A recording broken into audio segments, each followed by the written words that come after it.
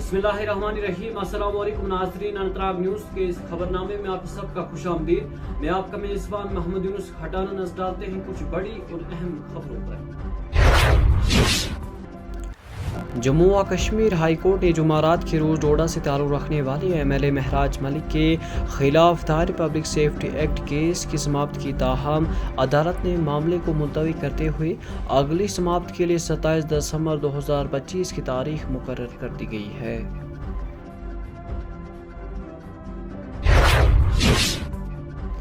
جموں و کشمیر کی مجموعی سلامتی صورتحال کا جائزہ لینے کے لیے جمعرات کو جموں میں پہلی مرتبہ یونین ٹیریٹری سطح کی سیکیورٹی کانفرنس کا آغاز ہوا، جس کی صدارت لیفٹیننٹ گورنر منوج سنہا نے کی۔ سرکاری ذرائع کے مطابق یہ اعلیٰ سطحی کانفرنس ڈی جی پی اور آئی جی پی کانفرنس کی طرز پر منعقد کی گئی، جس میں ملک بھر سے سیکیورٹی ایجنسیوں کے سینئر افسرانوں نے شرکت کی۔ کانفرنس کا انعقاد IIT جگاتی کیمپ میں کیا گیا۔ کانفرنس میں director general of police Jammu و کشمیر نلین برباد کے علاوہ جموں و Kashmir police, border security force اور سینٹرل ریزرو پولیس فورس کے انسپکٹر جنرل، انٹیلیجنس اداروں کے اعلیٰ افسران اور دیگر سیکیورٹی و سول انتظامیہ کے نمائندے شریک تھے۔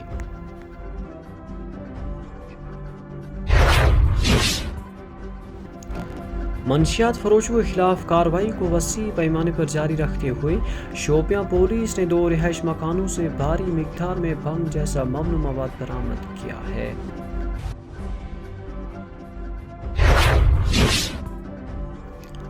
اونتی پورہ پولیس نے قدرتی وسائل کے تحفظ کو یقینی بنانے کے لیے غیر قانونی کانکنائی کی سرگرمی کے خلاف اپنی مہم تیز کر دی ہے۔ ایک پولیس ترجمان نے اپنے ایک بیان میں کہا کہ مخصوص اطلاع پر کارروائی کرتے ہوئے پولیس اسٹیشن اونتی پورہ کی ایک ٹیم نے چرالی گھنڈ اونتی پورہ میں غیر قانونی ریت نکالنے کے خلاف آپریشن انجام دی۔ انہوں نے کہا کہ کارروائی کے دوران یہ بات سامنے آئی کہ بعض افراد قانونی اور ماحولیاتی ضوابط کی خلاف ورزی کرتے ہوئے لیریز سے ٹریکٹروں کے ذریعے بڑی مقدار میں غیر قانونی طور پر ریت نکالنے میں ملوث تھے۔ کارروائی کے دوران دونوں ٹریکٹروں کو ضبط کیا گیا۔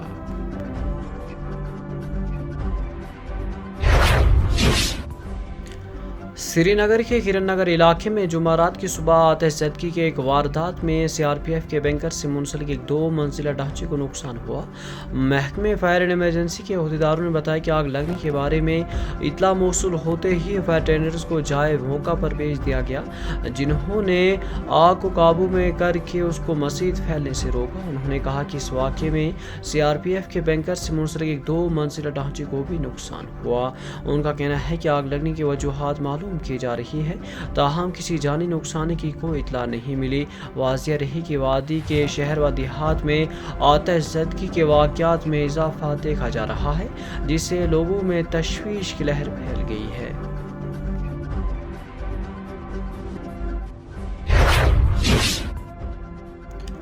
وادی کشمیر میں 2 مغربی ہوائیں داخل ہونے کے نتیجے میں 20 دسمبر کی شام سے 23 دسمبر کی دوپہر تک برف باری کا امکان ہے، جس سے وادی میں جاری طویل خشک موسمی صورتحال ختم ہونے کی توقع ہے۔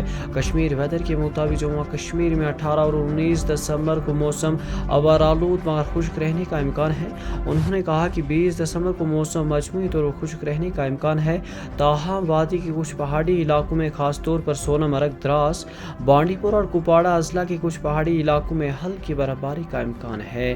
کشمیر ویدر کے مطابق بعد میں پہلی مغربی 20 دسمبر یعنی ہفتے کی شام سے وادی میں داخل ہوگی، جبکہ دوسری مغربی ہوا 22 دسمبر کو اس نظام میں شامل ہوگی جس کا اثر 23 دسمبر کی دوپہر تک رہے گا۔ انہوں نے کہا کہ ان مغربی ہواؤں کے نتیجے میں 20 دسمبر کی شام سے بھاری برف باری کا سلسلہ شروع ہوگا۔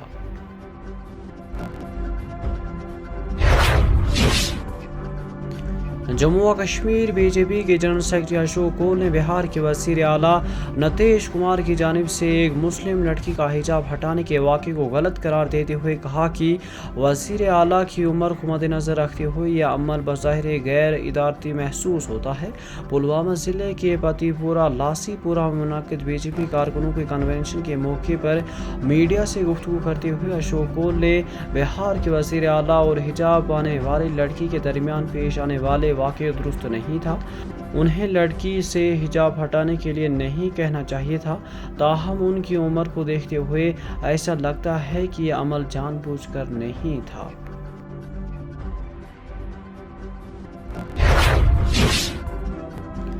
مرکزی زیر انتظام علاقے لداخ کے ضلع لیہ میں دوران شب زلزلے کے ہلکے جھٹکے محسوس کیے گئے. تاہم کسی جانی یا مالی نقصان کی کوئی اطلاع نہیں ملی.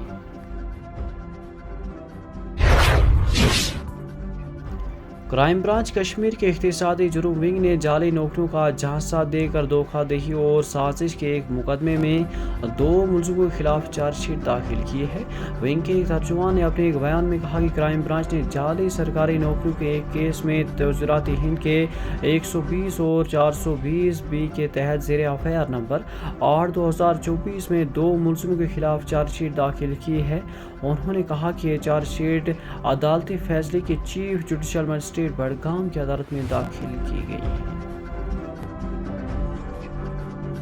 اسی کے ساتھ اپنے میزبان محمد یونس کھٹانہ کو دیجیے اجازت. پل پل کی خبریں اور اپڈیٹ اب ہم آپ تک پہنچانے کی ہر ممکن کوشش کرتے رہے ہیں اور آگے بھی کرتے رہیں گے. اللہ حافظ.